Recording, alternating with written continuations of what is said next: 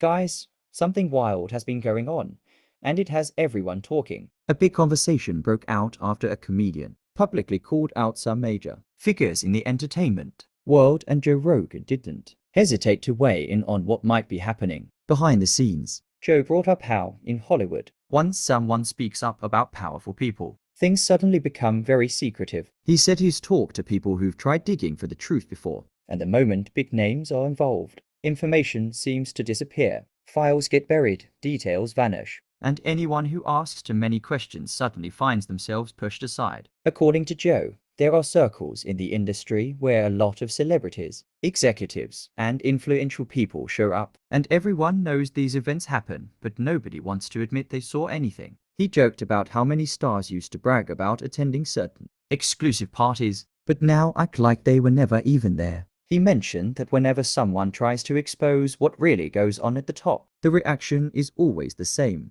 silence, denial, or people rushing to protect themselves. And when a comedian steps into that territory and starts pointing fingers, things can get messy fast. Joe's point was simple: once too many powerful names are involved, the entertainment world becomes very good at pretending nothing ever happened, and anyone who speaks up risks dealing with the fallout alone. The conversation kept heating up as more names were thrown around, and Joe pointed out how quickly people start distancing themselves when controversy hits. He joked about how some folks, who were always seen in the same circles, suddenly act like they don't know anyone, especially when old photos or videos start resurfacing online. He talked about how groups of celebrities often end up at the same events, on the same yachts, or in the same photos, not necessarily because anything strange was happening, but because everyone in the industry runs into each other. But once rumors start flying, people panic and scramble to protect their reputations. Joe then shifted into a deeper point. If someone wanted to control public figures, all they'd need is the right situation, the right environment, and a reason for celebrities to feel like they are silenced. It wasn't about specific individuals, it was about how power systems work in general. He said that's why he believed the comedian in question stood out. While many stars smiled for the cameras and played along with Hollywood politics, this comedian was willing to say something felt off, and the moment he did, his professional life became way more difficult. Suddenly, every small mistake he made became a headline. He got in trouble over minor issues, got blocked from events, and the media painted him as unstable. People wondered why he was being pushed out, and he explained it himself. He had spent decades learning things he was never supposed to know. People shared secrets with him, and he kept receipts. He described how folks came to him with information not because he asked, but because he listened. Over the years, he collected stories, experiences, and details that made certain powerful people uncomfortable. And instead of confronting him publicly,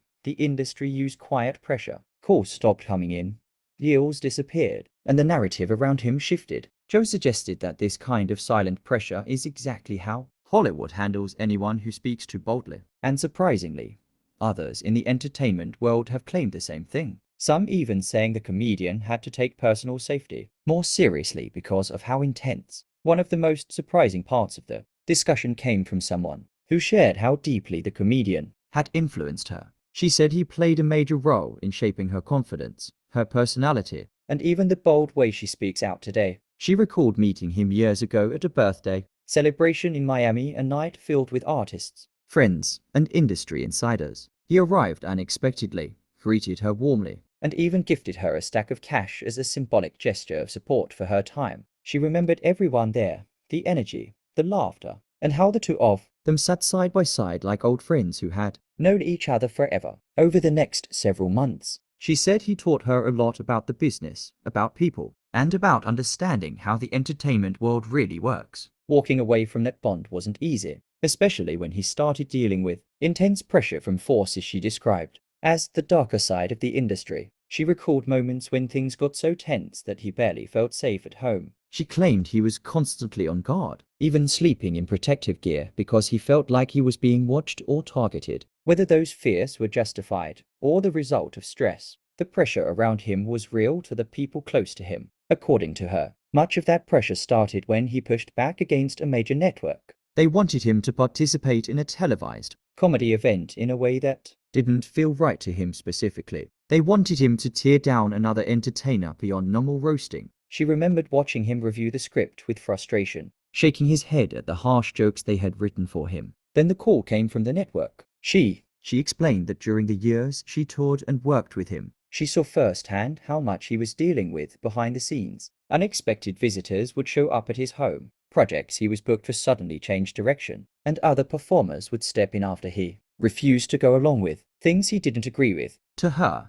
none of this felt random, it felt intentional. She believed the pressure always seemed to come from the same circles of influence, the same groups of powerful people who controlled major doors in the entertainment world. And she said the comedian had already warned everyone about how these systems work. He once mentioned that the biggest job of people in these elite groups was to pretend the darker side of the business doesn't exist, to act like everything is normal even when it clearly isn't, to keep secrets buried. She pointed out how that pattern still repeats today. Even when officials conduct big investigations, certain details never make it into the final reports. Items go missing, testimonies get ignored, and people act like those incidents never happened, even though they were widely talked about at the time. She said the strangest part is that many different individuals who aren't friends, who don't work together, who barely even cross paths, all tell very similar stories about the same kinds of situations in the industry. Different voices, different backgrounds, but the same themes. That overlap, she argued, is what makes the stories hard to dismiss. She insisted she wasn't lying when she said many insiders knew what was happening. The real issue, in her view, was that everyone pretended they didn't. People rewrote history, claimed they never heard anything, and acted like these conversations were brand new. That's what made the comedian's stand so disruptive. He wasn't just cracking jokes, he was pointing out things people quietly whispered about, but never dared to address publicly. And when he refused to play along with certain expectations, the resistance he faced grew even stronger. She ended by saying that refusing to go along with powerful systems comes with a stood in the doorway and listened as he firmly refused to take part in anything that would publicly humiliate someone he respected. He told them he wouldn't compromise his integrity for the sake of entertainment or money. That, she said, was the moment everything changed. After that refusal, strange things started happening. People he didn't know began showing up at his home. Unfamiliar faces began appearing backstage at his shows. Incidents piled up one after another, and the atmosphere around him grew tense. She believed it was all connected to his decision to stand his ground. Price. She mentioned turning down enormous offers herself, insisting that sometimes the cost of saying yes is far higher than the money on the table. She said that staying true to herself has always come at a cost. She joked about how easy it is to get caught up in the wild side of Hollywood, how newcomers walk into massive mansion parties, thinking everything is glamorous, only to stumble into rooms they never should have seen. She said that's why she speaks so clearly today, because she's lived through moments that forced her to understand the industry on a deeper level. In her view, the comedian paid a heavy price for being honest before the world was ready to listen. She explained that he started speaking up long before the public had any idea what was happening behind closed doors. For nearly a decade, she said she was waiting for the moment he finally opened up publicly and confidently, especially in interviews where he could finally speak without holding back. When he appeared on a major talk show and shared his perspective, she said it was exactly the version of him she'd been waiting to see. She felt like she had spent years clearing the path so he could walk into that moment without hesitation. She also pointed out something she finds fascinating: the way certain outspoken figures in the industry seem to echo each other without ever coordinating. She mentioned that when one person speaks up, another falls quiet, yet the stories still align. Different voices, different experiences, but somehow the same conclusions. To her, that isn't coincidence, it's pattern. She believes a major shift is happening. She calls it an era of truth, a time when things that were hidden for years are finally coming to light. She insists that the changes people are seeing now were set in motion a long time ago, and the impact is only beginning. She even said that some major figures who many assume have already said everything still haven't had their breakthrough moment yet. She believes those revelations are coming, and when they do, the public will finally understand the bigger picture. She ended on a passionate note, saying that no matter how much people doubt them, there is one thing that can't be denied: the strength,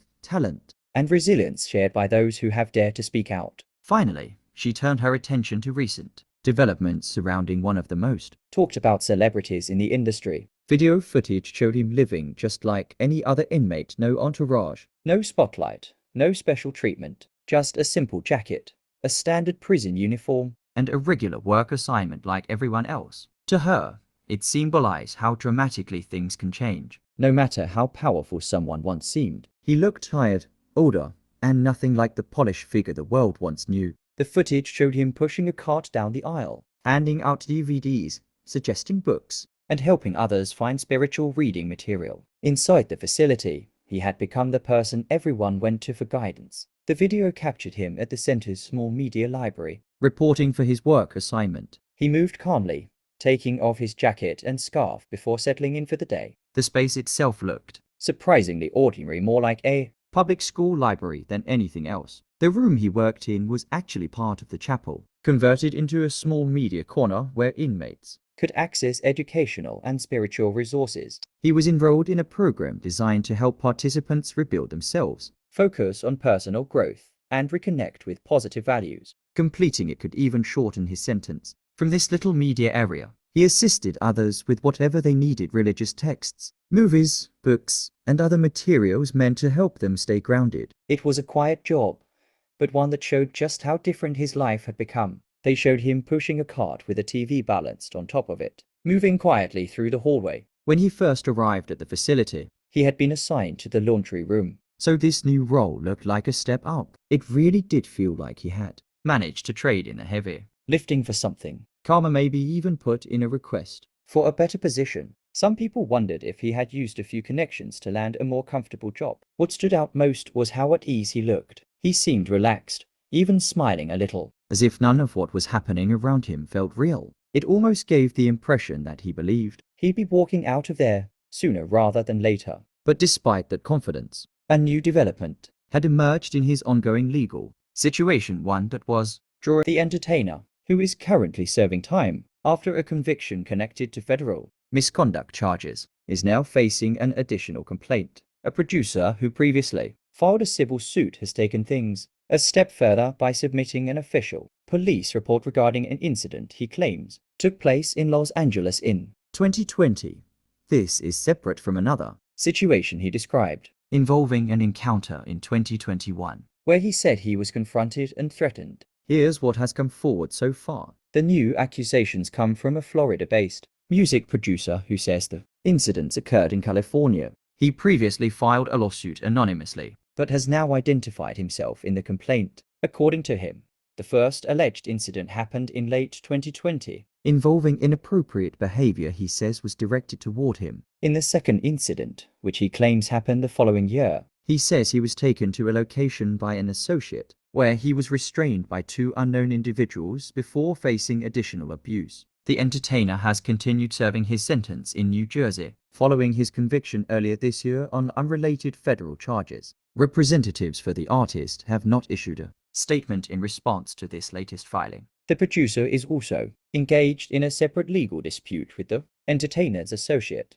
who has responded with a counterclaim accusing him of fabricating allegations out of frustration over a failed business arrangement. As with any police report, investigators are required to review the information, but this does not mean the claims have been verified. At this stage, authorities are simply assessing the details. The producer, however, has continued to describe what he says is a pattern of misconduct, recalling moments he claims still haunt him: being pushed into a room, falling into a chair, hearing voices, and feeling completely overpowered by the situation. The producer says he remembered seeing shadows through the fabric covering his face, trying to make sense of what was happening. He recalled hearing someone pacing nearby, muttering angrily about how he didn't deserve to be connected to the legacy he had been working with. The rant went on and on, the tone growing sharper and more intense. He described being overwhelmed, especially because he had survived a home invasion just 2 years earlier. The panic rushed back instantly. He said the situation escalated in a way that made him genuinely fear for his life.